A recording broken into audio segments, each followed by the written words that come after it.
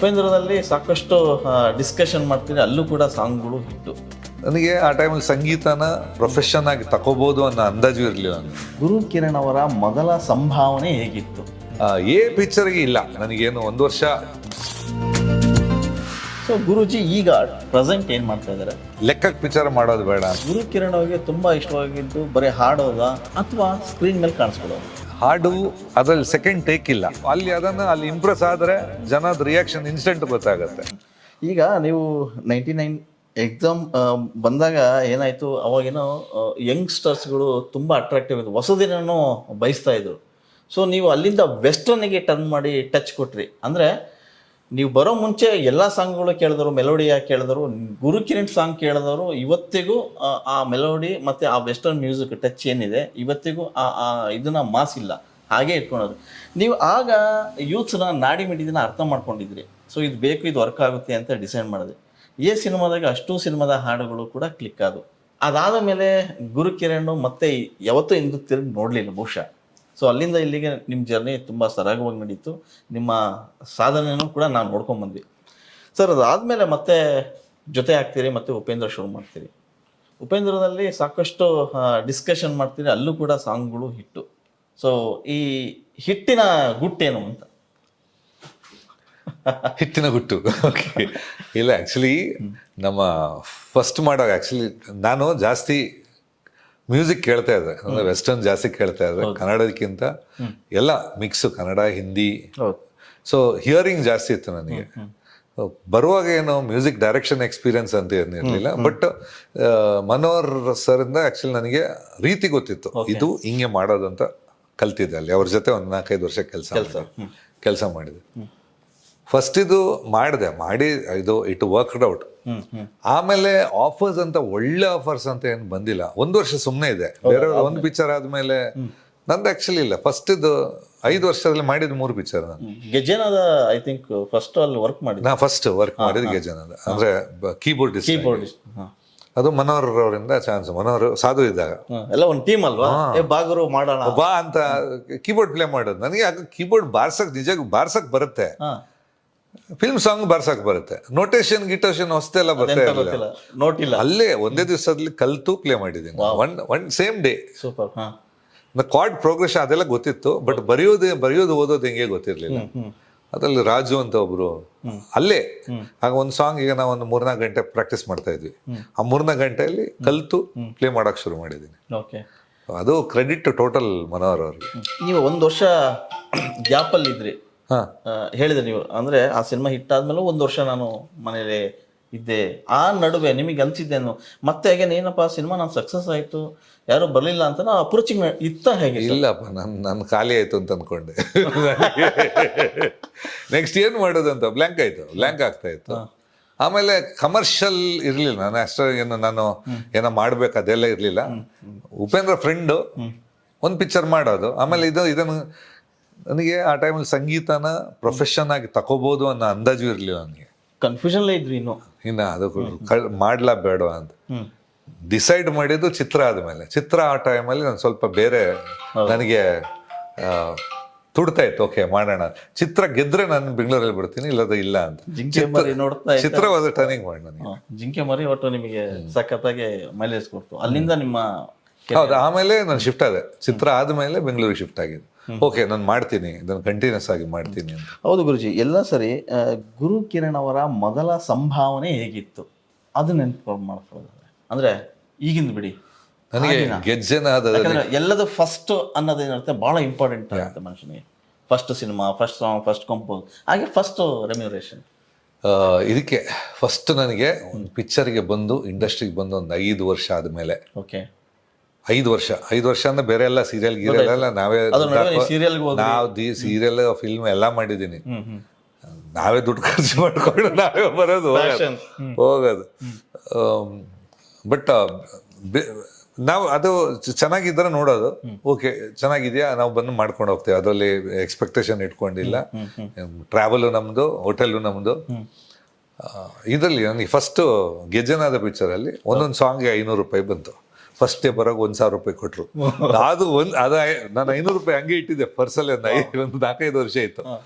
ನನ್ನಂದ್ರೆ 5 ವರ್ಷದ ನಂತರ ಫಿಲ್ಮಿನ ಕಮಾಯಿ ಅಂತ ಇದೆಯಲ್ಲ, ಹಾ ಹಾ ಹಾ ಫಿಲ್ಮಿಂದಾಗ ₹100 ನಾವು ಎಷ್ಟೋ ಲಕ್ಷ ಖರ್ಚು ಮಾಡ್ಬೋದು. ಮಾಡ್ಬೋದು. ಅದು ಅಲ್ಲಿಂದ ಮತ್ತೆ ಅಲ್ಲಿಂದ ದುಡ್ದಿದ್ದಲ್ಲ, ಅದು ಫಸ್ಟ್ ನನ್ನ ಲೈಫಲ್ಲಿ ಮರೆಯೋಲ್ಲ. ಫಸ್ಟ್ ₹500 ಬಂತು. ನಾನು ಮನೋರ್ಥ ಪರವಾಗಿಲ್ಲ ಅಂದ್ರೆ ನಮಗೆ ಅವಕಾಶ ದೊಡ್ಡದಲ್ಲ, ಪರವಾಗಿಲ್ಲ ಇಲ್ಲ ಇಟ್ಕೋ ಅಂದ್ರು. That I can never forget. That first ನನಗೆ ಫಸ್ಟ್ ಕಮಾಯಿ. ಪಿಕ್ಚರ್ಗೆ ಇಲ್ಲ ನನಗೇನು 1 ವರ್ಷ ನಾನೇ ಬಂದಿದ್ದೀನಿ, ನಾನೇ ಹೋಗಿದ್ದೀನಿ. ಈ ಸಿನಿಮಾ ರೆಮ್ಯುನರೇಷನ್ ಇಲ್ಲ. 25,000 ಸಿನಿಮಾದ ಅಷ್ಟು ರೆಮ್ಯುನರೇಷನ್ ಈಗ ನಿಮಗೆ 25,000 ಕೊಟ್ರು. ನಾನು ಈಗ ಬೇಡ ಗೆದ್ದ ನಂತರ ಕೊಡಿ ಅಂದೆ. ಮತ್ತೆ ಗೆದ್ದ ನಂತರ ಎಲ್ಲ ಕನ್ಫ್ಯೂಷನ್ ಅಲ್ಲಿ ಇದ್ದು ಕಾಣುತ್ತೆ, ಅವ್ರಿಗೆ ಮರ್ತೋಯ್ತು ಕಾಣುತ್ತೆ. ಅಲ್ಲ ಹಾಗೆ ನೋಡಿದ್ರೆ ಸಿಕ್ಕಾಪಟ್ಟೆ ಇತ್ತಲ್ವಾ ಕೊಡಂತದ್ದು. ಹಾಗೆ ನೋಡಿದ್ರೆ ಸಕ್ಸಸ್ ಆದ್ಮೇಲೆ ಲ್ಯಾಕ್ ಟುಗೆದರ್ ಕೊಡ್ಬೇಕಿತ್ತು. ಇದಲ್ಲ ಅದು ಎಕ್ಸ್ಪೆಕ್ಟ್ ಮಾಡೋದು ನಾವು ಯಾವತ್ತು ಇದರಲ್ಲಿ. ನಾನು ಇಷ್ಟರಿಗೆ ನಾನು ಬ್ಯಾಲೆನ್ಸು ಯಾರ ಹತ್ರ ರಿಟರ್ನ್ ಕೇಳಿಲ್ಲ. ಯಾರಾದ್ರೂ ನನಗೆ ದುಡ್ಡು ಕೊಟ್ಟಿಲ್ಲ ಅಂದ್ರೆ ಇಲ್ಲೆಲ್ಲ ಒಂದಷ್ಟು ಕತೆ ಹೇಳ್ತಾರಲ್ಲ, ಹಂಗೆ ಅವ್ರು ಕೈ ಕೊಟ್ರು, ಇವ್ರು ಕಟ್ರು, ಇವ್ರು ಕೊಟ್ಟಿಲ್ಲ, ಅವ್ರು ಕೊಟ್ಟಿಲ್ಲ. ಅಲ್ಲ ಹಂಗ್ ನೋಡಿದ್ರೆ ನಿಮಗೆ ಚೆಕ್ ಚೆಕ್ ಒಂದು ಬುಕ್ ಇದೆ ಅಷ್ಟೇ ದೊಡ್ಡದಿದೆ. ಓಕೆ ಗುರುಜಿ, ನೀವು ಎಲ್ಲದಕ್ಕೂ ಮೊದಲು ಒಂದು ಆಲ್ಬಮ್ ಸಾಂಗ್ ಮಾಡಿದ್ರಿ, ನೀವು ನಿಮ್ಮದೇ ಆದಂಥದ್ದು ಒಂದು ಸಾಂಗ್ ಮಾಡ್ಕೊಂಡ್ರಿ. ಆ ಸಾಂಗ್ ಏನು ಕತೆ? ಅದು ಫಸ್ಟ್ ಅದಕ್ಕೆ ಆಗ ಮನೋಹರ್ ಅವರು ಮ್ಯೂಸಿಕ್ ಡೈರೆಕ್ಟರ್ ಆಗಿರ್ಲಿಲ್ಲ, ಅವರು ರೈಟರು. ನಾನೊಂದು ಚಿತ್ರಕ್ಕೆ ಒಂದು ಫಿಲ್ಮ್ ಮೌನ ಹೋರಾಟ ಅಂತ ಒಂದು ಸಿನಿಮಾಕ್ಕೆ ಆಕ್ಟಿಂಗ್ ಬಂದಿದೆ. ಮಧ್ಯದಲ್ಲಿ ಒಂದು 2 ಹೆಂಗು ಅಲ್ಲಿ ಇಲ್ಲಿ ರೂಮ್ ಅಂದ್ರೆ ಆಗ ಚಿಕ್ಕ ರೂಮ್, ರಾಘವೇಂದ್ರ ಲಾಜ್ ಅಂತ ಒಂದು ರಾಜನಗರದಲ್ಲಿ ಚಿಕ್ಕ ರೂಮ್ ಅಲ್ಲಿ ಇರ್ತಿದೆ. ಆಗ ಸುನಿಲ್ ಅಲ್ಲಿ ರೂಮಿಗೆ ಬರೋ ಫ್ರೆಂಡು. ಅಲ್ಲಿ ನನಗೆ ನಡುವಲ್ಲಿ 1-2 ದಿವಸ ಶೂಟಿಂಗ್ ಗ್ಯಾಪ್ ಇದೆ. ಆಗ ನಾನು ಸ್ಟುಡಿಯೋ ಬುಕ್ ಮಾಡಿ ಕಂಪೋಸ್ ಮಾಡಿ ಒಂದು ಆಲ್ಬಮ್ ರೆಕಾರ್ಡ್ ಮಾಡಿದೆ. ಬಟ್ ಆಗ ನನಗೆ ಇನ್ನೂ ನೆನಪಿದೆ, ಸಾಂಗ್ ಮಾಡುವಾಗ ಇವ್ರು ಬಂದು ನಮ್ದು ಮುಗಿದ ನಂತರ ಇವ್ರದಿತ್ತು ರೆಕಾರ್ಡಿಂಗ್, ಅಶ್ವಥ್ ಅವ್ರದ್ದು. ಅವರಾಗ ಸಾಂಗ್ ಕೇಳಿ ಇವನೊಂದು ಸ್ಟೈಲ್ ಬೇರೆ ತರ ಇದೆಯಲ್ಲ ಅಂತ ಕೇಳಿದ್ರು. I still remember that. ನೀವು ಅವಾಗಲೇ ವೆಸ್ಟರ್ನ್ ಟಚ್ ಕೊಟ್ಟಿದ್ರೆ ಹೇಗೆ ಆ ಹಾಡಬೇಕು? ಆಗ ಅದು that was a Goan style which I have done. Okay. ನಾನು ಒಂದು ನನಗೆ ಪ್ಲಸ್ ಅಂದ್ರೆ ನನಗೆ ಆ ಟೈಮಲ್ಲಿ you talk about any damn ನಿಮ್ಮ ಜಮೈಕನ್ ರೆಗೆ ಆಗಲಿ, ಮೆಕ್ಸಿಕನ್, ಇದೆಲ್ಲ ಸ್ಟೈಲ್ ಗೊತ್ತಿತ್ತು ನನಗೆ. ಐ ವಾಸ್, ಯಾಕಂದ್ರೆ ನಾವು ಬ್ಯಾಂಡಲ್ಲಿ ವೆಸ್ಟರ್ನ್ ಸಾಂಗ್ಸು, ಹವೈನು, ಈ ಥರ ಒಂಥರ ಪಾಪ್ಯುಲರ್ ಎಲ್ಲ ಜಾನರ್ಸ್ ಪ್ಲೇ ಮಾಡ್ತಾ ಇದ್ದೆ. ಸೊ ನನಗೆ ಆಗ ಗೊತ್ತಿತ್ತು. ಆಮೇಲೆ ಆ ಟೈಮಲ್ಲಿ ಈ ಪ್ರೋಗ್ರಾಮಿಂಗ್ ಅಂತ ಕೀಬೋರ್ಡ್ಸ್, ಆಗ ಓವನ್ ಅಂತ ಒಂದು ಕೀಬೋರ್ಡ್ ತಗೊಂಡೆ. ನನಗೆ ಬರೆಯೋಕ್ಕೆ ಓದಕ್ಕಂತ ಬರಲ್ಲ. ಈಗ ಮ್ಯೂಸಿಕ್ ನಾವು ಎದುರುಗಡೆ ಜಾಸ್ತಿ ತಿಳ್ಕೊಂಡು ಅವನಿಗೆ ಹೇಳ್ಬೇಕಂದ್ರೆ ನಮಗೆ ಸ್ಟ್ಯಾಮರ್ ಬರುತ್ತೆ. ಯಾಕೆ ಆ ಟೈಮಲ್ಲಿ ಈಗಿನ ಥರ ಅಲ್ಲ, ರೆಸ್ಪೆಕ್ಟ್ ಆ ಲೆವೆಲ್ ಇರುತ್ತೆ, ರೆಸ್ಪೆಕ್ಟ್. ಸೊ ನಾನೇನು ಮಾಡ್ತಾ ಇದ್ದೆ ಅಂದರೆ ಸಾಂಗ್ ಗೊತ್ತಾದ ತಕ್ಷಣ ನಾನು ಇಡೀ ಸಾಂಗ್ ಫುಲ್ ಪ್ರೋಗ್ರಾಮ್ ಮಾಡಿ ನೋಡಿ ಇದು ಫೈನಲ್ ಹಿಂಗೆ ಬರಬೇಕು ಅಂತ ಹೇಳ್ಕೊಡ್ತಾ ಇದ್ದೆ. ಆಗ ಈ ಕೆಲಸ ಯಾರಿಗೂ ಗೊತ್ತಿರಲಿಲ್ಲ. ಅಂದರೆ ಒಂದೇ ಇನ್ಸ್ಟ್ರೂಮೆಂಟಲ್ಲಿ ಎಲ್ಲ ಇನ್ಸ್ಟ್ರೂಮೆಂಟ್ ಬಾರಿಸೋದು. ಆಗ ಯಾರಿಗೆ ಗೊತ್ತಿರಲಿಲ್ಲ. ಆಗ ಒಂದು we had to see the manual ನೋಡಿ ಸ್ವಲ್ಪ ಎಜುಕೇಶನ್ ಬೇಕಿತ್ತು ಅದಕ್ಕೆ. ಅದನ್ನು ಕಲಿಯೋದು ಸ್ವಲ್ಪ ಎಕ್ಸ್ಪೆರಿಮೆಂಟಲ್. ಆಮೇಲೆ ಆ ಟೈಮಲ್ಲಿ ಸಿಕ್ಕಾಪಟ್ಟೆ ಎಕ್ಸ್ಪೆನ್ಸಿವ್. ಆ ಟೈಮಲ್ಲಿ ಲಕ್ಷಗಟ್ಟಲೆ ಯಾವುದೋ ಕೀಬೋರ್ಡ್ಸ್ಗೆ. ಸೊ ಅದಕ್ಕೆ ಇನ್ವೆಸ್ಟ್ ಮಾಡಿದ್ದೆ ನಾನು. ಅದಕ್ಕೆ ಇನ್ವೆಸ್ಟ್ ಆ ಕಾರಣದಿಂದ ಓಕೆ ನನಗೆ ಹೇಳಕ್ಕಾಗ್ತಿತ್ತು, ಓಕೆ ಹಿಂಗೆ ಬರುತ್ತೆ ಅಂತ. ಎಲ್ಲ ಸರಿ ಗುರುಜಿ. ಅಂದರೆ ಸಂಗೀತ ದಿನದಿನಕ್ಕೂ ಟ್ರೆಂಡ್ ಬದಲಾಗ್ತದೆ. ಸೊ ಆದರೆ ಗುರುಕಿರಣ್ ಅವರು ಅಂದಿಂದ ಇಂದಿನವರೆಗೂ ಟ್ರೆಂಡಿಗೆ ಏನು ಬೇಕೋ ಅದು ಕೊಡ್ತಾ ಬಂದರು. ಸೊ ಅದನ್ನು ಉಳಿಸ್ಕೊಂಡು ಬಂದರು. ಈಗಿನ ಮ್ಯೂಸಿಕ್ಕು ಡೈರೆಕ್ಟರ್ಸ್ಗಳಿಗೂ ನೀವು ಆಗಿಂದ ಬಂದರೂ ಕೂಡ ಆ ಕಾಂಪಿಟೇಷನ್ ಕೂಡ ಈಗ ಕೊಡ್ತಾ ಇದ್ದೀರಾ ನೀವು. ಸೊ ಎಲ್ಲ ಒಂದು ಕಡೆಗೆ ಗುರುಕಿರಣ್ ಅವರು ಸಿನಿಮಾಗಳನ್ನು ಅಥವಾ ಗುರುಕಿರಣ್ ಅವರ ಹಾಡುಗಳನ್ನು ಕೇಳ್ಕೊಂಬಂದವರು, ಅವರ ಮ್ಯೂಸಿಕನ್ನ ಇಷ್ಟಪಟ್ಟವರು, ಎಲ್ಲ ಒಂದು ಕಡೆ ಗ್ಯಾಪ್ ಆಯಿತು ಅಂತ ಅಂದ್ಕೊಂಡವ್ರು ಭಾಳಷ್ಟು ಜನ. ಸೊ ಗುರೂಜಿ ಈಗ ಪ್ರೆಸೆಂಟ್ ಏನು ಮಾಡ್ತಾ ಇದ್ದಾರೆ, ಏನೆಲ್ಲ ಇದೆ ಕೈಯಲ್ಲಿ? ಇಲ್ಲ, ಈಗ ನನಗೆ ಇಷ್ಟ ಆಗ್ತಾ ಇಲ್ಲ. ಏನಾಗುತ್ತೆ ಅಂದರೆ ಒಂದಷ್ಟು ಕೆಲಸ ಮಾಡಿದ್ದೀವಿ. ಓಕೆ. ಈಗ ಒಂದು ಕೆಲಸ ಮಾಡಿದ ಒಂದು ಇಷ್ಟು ಇದೆ, ಪರ್ಸೆಂಟೇಜ್ ಆಫ್ ಸಕ್ಸಸ್ ಅಂತ ಇದೆ, ಅದು ಉಳಿಸ್ಕೊಂಡು ಹೋಗ್ಬೇಕು. ಈಗ ನಂದು ಆ್ಯಕ್ಚುಲಿ ಏನಂದ್ರೆ ಒಂದು ಮಾಡಿದ್ರಲ್ಲಿ ನನ್ನ 70% ಸಕ್ಸಸ್ ರೇಟ್. ಅಟ್ಲೀಸ್ಟ್ ನನ್ನ ಲೆಕ್ಕದಲ್ಲಿ ಒಂದು 45% ಸಕ್ಸಸ್. 100 ಡೇಸು ಸಕ್ಸಸ್ ಅಲ್ಲ, 100 ಡೇಸು 70% ಸಕ್ಸಸ್ ಇದೆ. ಸುಮ್ಮನೆ ಈಗ ಏನು ಲೆಕ್ಕಕ್ಕೆ ವಿಚಾರ ಮಾಡೋದು ಬೇಡ ನನಗೆ. ಅದು ಯಾಕಂದ್ರೆ ಒಳಗಿಂದ ಮಾಡಬೇಕು. ಈಗ ಮಾಡ್ತಾ ಇದ್ದೀವಿ ಫ್ರೆಂಡ್ಸಿಗೆ ಅಂತ, ಕೆಲವರಿಗೆ ಹೆಲ್ಪ್ ಮಾಡ್ತಾ ಇದ್ದೀನಿ. ಸೊ ಯಾವತ್ತು ಗುರೂಜಿ ಅವರು ರೆಮ್ಯುನರೇಷನ್ಗೆ ಕೆಲಸ ಮಾಡಲಿಲ್ಲ ನಾವು ಗೊತ್ತಿದ್ದಂಗೆ. ನೀವೇ ಹೇಳಿದ್ರಿ ಈಗ ರಾಶಿ ಚೆಕ್ ಬೌನ್ಸ್ ಚೆಕ್ ಬಿದ್ದಿದೆ ಅಂತ ಹೇಳಿ. ಹಾಗಾದ್ರೆ ತುಂಬಾ ಚೂಸಿ ಆದ್ರ ಅಂತ? ಚೂಸಿ ಅಂತಲ್ಲ, ಈಗ ಏನ್ ಗೊತ್ತಾ, ಲೆಕ್ಕಕ್ಕೆ ಮಾಡ್ಬೇಕಾ ಅಂತ ಬರುತ್ತೆ. ಓಕೆ, ಲೆಕ್ಕಕ್ಕೆ ಮಾಡಿ ಏನ್ ಪ್ರಯೋಜನ? ಸಿ ಕೌಂಟ್ ಬೇಡ ಅಂತ ಕೌಂಟಿಗೆ ಮಾಡಿ ಲೈಫಲ್ಲಿ ಉಳಿಬೇಕು. ನಮ್ ಲೈಫ್ ಟೈಮ್ ವೇಸ್ಟ್ ಆಗತ್ತೆ ಅಂತ. ಈಗ ಯಾವ್ದೊಂದು ಮಾಡ್ತೀವಿ, ಏನು ಯಾವ ಲೆವೆಲ್ ಅಲ್ಲಿ ವರ್ಕೌಟ್ ಆಗಿಲ್ಲ ಅಂದ್ರೆ ನೀವು ಜೀವನದಲ್ಲಿ ಒಂದು 3-4 ತಿಂಗಳು ವೇಸ್ಟ್, ಹಂಗೆ ವೇಸ್ಟ್. ಅದಕ್ಕಿಂತ ನಿಮ್ಗೆ ಕೊಡಿ, ಫ್ಯಾಮಿಲಿ ಕೊಡಿ time. That's a better way to look at it ಅಂತ.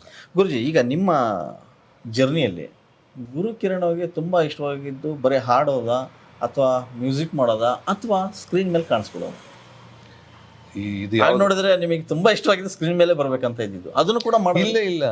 ಇಲ್ಲ ಅದು ತಪ್ಪು ತಿಳ್ಕೊಂಡಿದ್ದಾರೆ. ನಾ ಆಕ್ಚುಲಿ ಇಲ್ಲ, ನಾನು ಸ್ಟಾರ್ಟಿಂಗ್ ಬಂದಿದ್ದು ಸಿಂಗರ್ ಆಗ್ಬೇಕು ಅಂತ. ಓಕೆ, ಎಲ್ಲೆಲ್ಲಿ ಸಿಂಗರ್ ಆಗಿದ್ದೀನಿ ಅಲ್ಲಿ ಆಕ್ಟ್ ಮಾಡಿಸಿದ್ರು. ಯಾವತ್ತು ಮ್ಯೂಸಿಕ್ ಡೈರೆಕ್ಟರ್ ಅಲ್ಲಿ ಕೂತೆ ಆಮೇಲೆ ಆಕ್ಟ್ ಎಲ್ಲ ಕಡೆಗೆ ಆಕ್ಟ್ ಮಾಡಿಸ್ಲಿಲ್ಲ, ಆಮೇಲೆ ಬರ್ತಾ ಯಾಕಂತಂದ್ರೆ ಸ್ಟಾರ್ಗಳಿಗೆ ಕಾಂಪಿಟೇಷನ್ ಕೊಟ್ಬಿಟ್ರೆ ಹೇಗೆ ಅಂತ. ಇಲ್ಲ, ಬಟ್ ಆ ಟೈಮಲ್ಲಿ ಇಲ್ಲ. ಆ ಟೈಮ್ ನಾನು ತುಂಬಾ ಬ್ಯುಸಿ ಆಗಿದೆ. ಅಂದ್ರೆ ನಾನು ಆ ಟೈಮಲ್ಲಿ ಫ್ರಾಂಕ್ಲಿ ಹೇಳ್ಬೇಕಂದ್ರೆ ಸ್ಟಾರ್ಗಿಂತ ಜಾಸ್ತಿ ಬ್ಯುಸಿ ಆಗಿದೆ. ನಿಜ ಹೌದು. The amount of work I do was ಸಿಕ್ಕಾಪಟ್ಟೆ ಮಾಡ್ತಾ ಇದ್ದೆ. ನಿದ್ದೆಗೂ ಟೈಮ್ ಇರಲಿಲ್ಲ. ಅಲ್ಲ, ಇವತ್ತಿಗೂ ಕೂಡ ನೀವು 2 hours 3 hours ಮಾತ್ರ ನಿದ್ದೆ ಮಾಡ್ತೀರಿ ಅಂತ ನಾವು ಕೇಳ್ಪಟ್ವಿ. ಯಾಕಂದ್ರೆ ರಾತ್ರಿ ಎಲ್ಲ ನಿನ್ನೆ 3 ಗಂಟೆ ಮಾಡಿದ್ದೆ, ಕೀಬೋರ್ಡ್ ಮೇಲೆ ಕೂತಿರ್ತೀರಿ. ಹಂಗೆ ನಮ್ಗೆ ಗೊತ್ತಾಗುತ್ತೆ ಅದು. ಯಾಕಂದ್ರೆ ಒಬ್ಬ ಸಂಗೀತಗಾರನಿಗೆ ಯಾವತ್ತೂ ಅದು ಆಲಾಪನ ಬೇಕೇ ಬೇಕು. ಕೂತ್ಕೊಂಡು ಏನಾದ್ರು ಮಾಡ್ತಾ ಇರ್ತೀರ ಕೂರಲ್ಲ. ಇದರ ನಡುವೆ ಗುರುಜಿ ಒಂದಿಷ್ಟು ಸಿನಿಮಾಗಳಲ್ಲಿ ಆ್ಯಕ್ಟ್ ಮಾಡ್ತಾ ಬಂದ್ರಿ. ಸೊ ನಿಮಗೆ ಆ್ಯಕ್ಟಿಂಗು, ಈ ಕಡೆ ಮ್ಯೂಸಿಕ್ಕು, ನೀವು ಹೇಳಿದ್ರಿ ನಾನು ಎಲ್ಲೆಲ್ಲ ಹಾಡ್ತಾ ಇದ್ನ ಅಲ್ಲೆಲ್ಲ ನನಗೆ ಮಾಡಿಸ್ಬಿಡೋರು ಅಂತ. ತುಂಬ ನನಗೆ ಇಷ್ಟವಾಗಿದ್ದು ಕ್ಯಾರೆಕ್ಟ್ರು ಕೊಟ್ಟಿದ್ದು ಆ ಥರದ್ದು ಹೇಳೋದಾದ್ರೆ? ಇಲ್ಲ, ಇಷ್ಟವಾಗಿದ್ದ ಕ್ಯಾರೆಕ್ಟರ್ ಇನ್ನೂ ಮಾಡಿಲ್ಲ.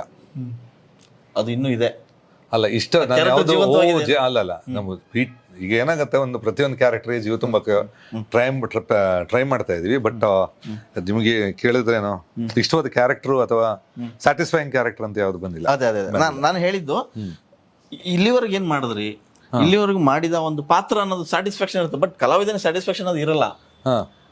ನಿಮಗೆ ಮಾಡಿದ್ರೆ ದಿ ಬೆಸ್ಟ್ ವಿಜಯ್, ನಾನು ಇದು ಮಾಡಿದ್ದು ಅದು ನನಗೆ ರೆಕಗ್ನೈಸ್ ಆಯ್ತು. ಆಫ್ಟರ್ ದಟ್ ಅದನ್ನ ನೋಡ್ಕೊಂಡು ನನಗೆ ಒಂದಿಷ್ಟು ಅವಕಾಶ. ಇಲ್ಲ, ಒಂದು ಆಡ್ ಕ್ಯಾರೆಕ್ಟರ್ಸ್ ಎಲ್ಲ ಪ್ಯಾಟರ್ನ್ ಮಾಡಿದ್ದೀನಿ. ಸಿ, ಒಂದು ನೆಗೆಟಿವ್ ಅಂದ ಕೂಡಲೇ ನಿಷ್ಕರ್ಷ ನೆಗೆಟಿವ್ ಮಾಡಿದೆ.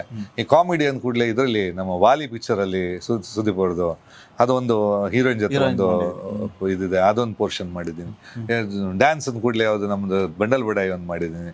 ಸೊ ಎಲ್ಲ ಮಿಕ್ಸಸ್ ಡನ್ ಒಂದೊಂದು ಡಿಫ್ರೆಂಟ್ ಪ್ಯಾಟರ್ನ್ ಮಾಡಿದ್ದೀನಿ. ನಿಜ ಗುರುಜಿ, ಆಲ್ಮೋಸ್ಟ್ ಎಲ್ಲ ಸ್ಟಾರ್ಗಳಿಗೂ ನೀವು ಮ್ಯೂಸಿಕ್ ಮಾಡಿದ್ರು. ವಿಷ್ಣು ಸರ್ ಇರ್ಬೋದು, ಆಮೇಲೆ ಸುದೀಪ್, ಉಪೇಂದ್ರ, ಅಪ್ಪು ಸರ್ ಎಲ್ಲ. ಸೊ ನಿಮಗೆ ತುಂಬ ಏನೋ ವೆರೈಟಿ ಸಾಂಗ್ ಮಾಡಲಿಕ್ಕೆ ಇಷ್ಟ ಆಯಿತು.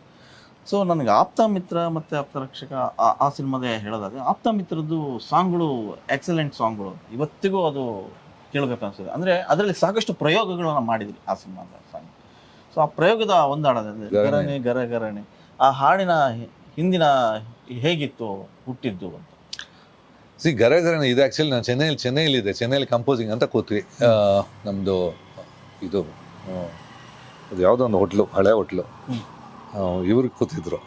ಸೊ ಅಲ್ಲಿ ಆ ಪ್ಯಾಟರ್ನ್ ಬಂತು. ವಾಸು ಸರ್ ಆ ಪ್ಯಾಟರ್ನ್ ಮಾಡಿ ಆ ಟ್ಯೂನ್ ಕಂಪೋಸ್ ಆದ ತಕ್ಷಣ ಇಲ್ಲಿ ಕವಿಗೆ ಫೋನ್ ಮಾಡಿದೆ ಲೈನಿಗೆ, ಏನೋ ಒಂದು ಗಿಚ್ಚಿಕೊಡು ಅಂತ.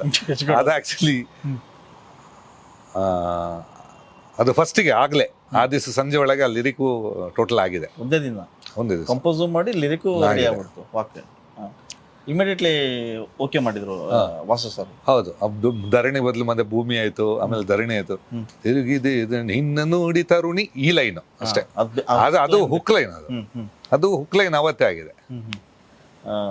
ನಿಮ್ಮ ಸಾಂಗ್ ಕೇಳಿ ವಿಷ್ಣು ಸರ್ ಕೊಟ್ಟಂತ ಕಾಮೆಂಟ್ ಆ ಸಿನಿಮಾಗೆ?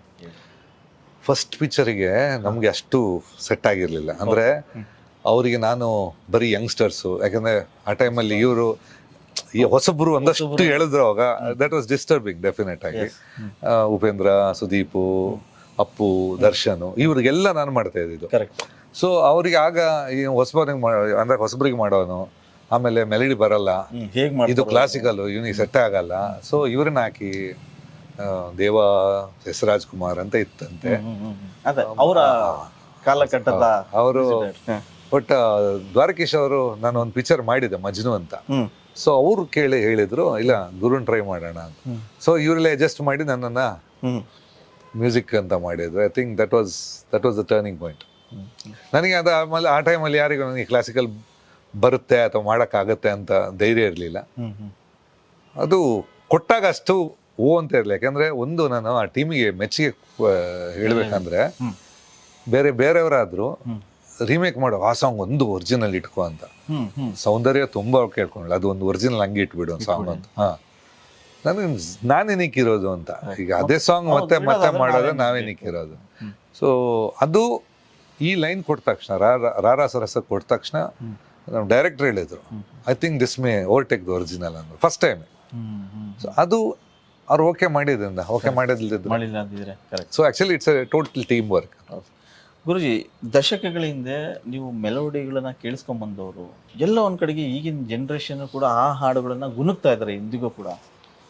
ಗುರುಜಿ, ಸುಮ್ಮನೆ ನಾನು ತುಂಬ ಚೂಸಿ ಆಗಿಬಿಡ್ತೀನಿ ಅಂತ ಕೂತ್ಕೊಂಡ್ರೆ ಎಲ್ಲೋ ಮಿಸ್ ಮಾಡ್ಕೊಳ್ತಿದೀವಿ ಅನ್ನೋ ಫೀಲ್ ಬರುತ್ತೆ ನಿಮ್ಮ ಫ್ಯಾನ್ಸಿಗೆ. ಯಾಕಂದ್ರೆ ಹಿಂದೆ ಯಾವುದೋ ಒಂದು ಸರ್ಟನ್ ಬೇಸ್ ಇದೆ. ಇಲ್ಲ, ನಾನು ಅಲ್ಲಿ ಬಿ ಡೂಯಿಂಗ್ ಅಂದ್ರೆ ಏನಂದ್ರೆ ಹಳೆ ಸ್ಪೀಡ್ ಮಾಡಕ್ಕಂದ್ರೆ ಪ್ರಾಜೆಕ್ಟ್ಸ್ ಚೆನ್ನಾಗಿ ಬರ್ತಾ ಇಲ್ಲ ರೀ. ಕತೆ ನನಗೆ ಐ ಡೋಂಟ್ ನೋ, ಕತೆ ತಲುಪಬೇಕು ನಮಗೆ. ಕತೆ ಯಾವತ್ತು ನಮ್ಗೆ ಯಾವತ್ತು ಫೀಲ್ ಆಗಲ್ವೋ, ಅದಕ್ಕೆ ನೀವು ಪರ್ಸೆಂಟೇಜ್ ನೋಡಿದ್ರೆ ಈಗ ಪಿಕ್ಚರ್ ಪರ್ಸೆಂಟೇಜ್ ಸಕ್ಸಸ್ ರೇಟ್ ತುಂಬಾ ಕಮ್ಮಿ ಇದೆ. ಆಕ್ಚುಲಿ ಡಿಸಾರ್ಟನಿಂಗ್ ಅದು ಸ್ವಲ್ಪ ವರ್ಕ್ ಮಾಡ್ಬೇಕು ಅಂತ.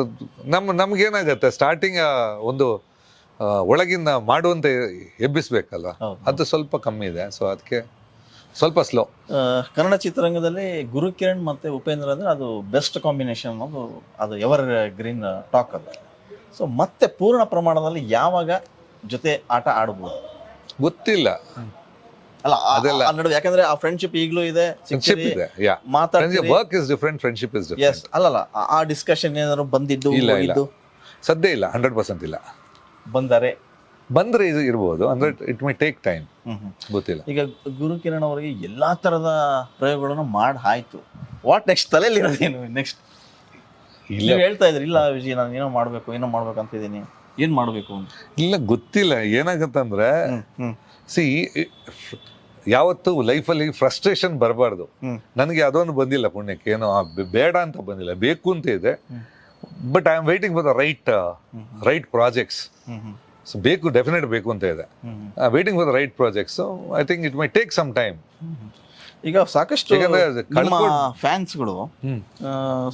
ಫ್ಯಾನ್ಸ್ಗಳು ಏನ್ ಮಾಡ್ತಿದ್ದಾರೆ, ಸಾಕಷ್ಟು ಜನ ಎಕ್ಸ್ಪೆಕ್ಟೇಷನ್ ಇರುವಂಥದ್ದು ಅಂದ್ರೆ, ಗುರುಜಿ ಈಗ ಏನ್ ಮಾಡ್ತಿದ್ದಾರೆ, ಬರೀ ಹಾಡ್ತಾರ, ಎಲ್ಲರೂ ಶೋಗೆ ಹೋಗ್ತಾರ, ಬರ್ತಾರ, ಇಲ್ಲ ಎಲ್ಲೋ ಫೋನ್ ಮಾಡಿದ್ರೆ ವಿದೇಶದಲ್ಲಿ ಇರ್ತಾರೆ, ಮತ್ತೆ ಇಂಡಿಯಾಗೆ ಬರ್ತಾರೆ, ಮತ್ತೆ ವಿದೇಶಕ್ಕೆ ಹೋಗ್ತಾರೆ. ಸೊ ಹಾಡೋದು ಜಾಸ್ತಿ ಆಯ್ತು ಅಂತ ಹೇಳ್ತಿದ್ದಾರೆ. ಇಲ್ಲ, ಹಾಡೋದು ನನಗೆ ಖುಷಿ ಕೊಡುತ್ತೆ. ಓಕೆ, ಏನಂದ್ರೆ ಹಾಡು ಅದ್ರಲ್ಲಿ ಸೆಕೆಂಡ್ ಟೇಕ್ ಇಲ್ಲ, ನಿಜ. ನೀವು ಒಂದೇ ಟೇಕಲ್ಲಿ ಮಾಡಬೇಕು. ಆಮೇಲೆ ಅದು ಆಕ್ಟಿಂಗ್ ತರ ಅಲ್ಲ, ಅಥವಾ ನಾವು ಮ್ಯೂಸಿಕ್ ಅಲ್ಲಿ ಯಾವ್ದೋ ಒಂದು ಟೇಕ್, ಇನ್ನೊಮ್ಮೆ ಒಂದು ಲೈನ್, ಆ ಒಂದು ವರ್ಡ್ ಇನ್ನೊಮ್ಮೆ ಆಡು, ಲೈನ್ ಒಂದು ಫ್ಲೋ ಅಲ್ಲಿ, ಆ ಒಂದು ಫ್ಲೋ ಅಲ್ಲಿ ಬರಬೇಕು. ಅಲ್ಲಿ ಇಂಪ್ರೆಸ್ ಆದ್ರೆ ಜನದ ರಿಯಾಕ್ಷನ್ ಇನ್ಸ್ಟೆಂಟ್ ಗೊತ್ತಾಗತ್ತೆ. ಆ ಖುಷಿ ಚಾಲೆಂಜ್ ಬೇರೆ ಇರುತ್ತೆ. ಆಮೇಲೆ ನಾನು ಸ್ಟಾರ್ಟಿಂಗ್ ಬಂದಿದ್ದರಿಂದ ನನಗೆ ಅದರಲ್ಲಿ ಕಿಕ್ ಜಾಸ್ತಿ ಸಿಗ್ತಾ ಇದೆ, ಕಿಕ್ ಜಾಸ್ತಿ. ಆಮೇಲೆ ಒಂದು ಏನಂದ್ರೆ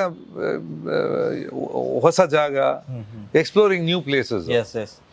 ಗುರುಜಿ, ಹಾಗೆ ನೋಡಿದ್ರೆ ನೀವು ಸಿಕ್ಕಾಪಟ್ಟೆ ಶೋಸ್ ಕೊಟ್ರಿ, ಸಾವಿರಾರು ಶೋ ಆಗಿದೆ.